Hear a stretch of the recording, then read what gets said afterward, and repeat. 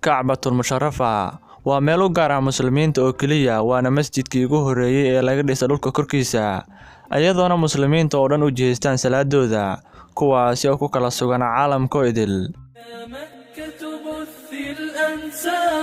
فضيوفك أهدوك وئاما ورياضك أهدت لمدانا حبا بهدانا. waxaa sanadihii ugu dambeeyay soo ifbaxay macluumaadyo iyo waxyaabo cajiib ah oo ku saabsan Kacbada, kuwaasi oo lagu sheego inay tahay mucjiso Ilaahay ku gooni yeelay Kacbada kaliya.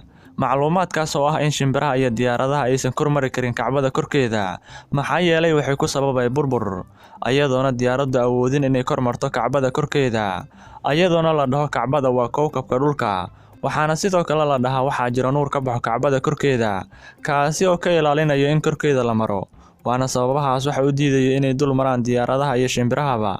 wararkaas ayay maqleen muslimiintu sanado fara badan, ayagoona kuwa badan ay rumaysteen.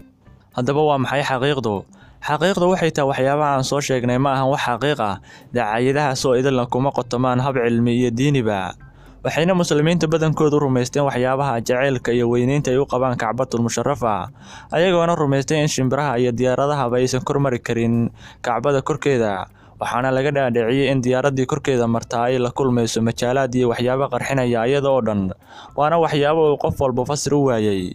haddaba su'aasha maskaxdaada ka guuxaysa ayaa waxay tahay, maxaan u arki waayay diyaarad ama diyaarado kormarayo Kacbada korkeeda? haddii aan soo koobno ayaa waxay tahay sababaha ay u mari waayeen diyaaraduhu Kacbada korkeeda. meesha ku yaala Masjidul Xaraam ee Makal Mukarrama waa ka mamnuuc inay diyaaraduhu maraan maxaa yeelay xaramku wuxuu u qaasiyay muslimiinta oo kaliya. sababta labaadna waxay tahay, Makka waxay ku taalaa meel buur ah, waana sababta ay diyaaraduhu kormari waayeen si ay u sababin tashwiish dadka dukanaya ee tirada badan, kuwaasi oo gudanaya manaasigta xajka ama cumrada, waxaana la ilaalinayaa badqabka Kacbada iyo dadka dukanayo inay ka caajisin cibaadadooda oo aysan mashquulin dhawaq diyaaradeed, ayadoona dadka madaxda ah iyo dadka mas'uulka ka ah xaramka ay qaateen go'aamadaas.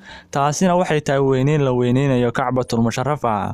Makkana waa meel muqadas ah oo ay soo geli karin muslimiinta maahe, waxaana Makka laga heli karaa hal madaar oo kaliya oo u gaar ah muslimiinta, mana ku arkaysid madaaraad kale.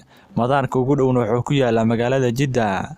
intaas ayaan kusoo koobayaa mowduucii maanta. haddii aad ka hesha like oo subscribe samee si muuqaalada xiga kuu soo gaaraan. tan iyo kulanti dambe, wassalaamu calaykum. فضيوفك أهدوك وئاما ورياضك أهدت لمدانا.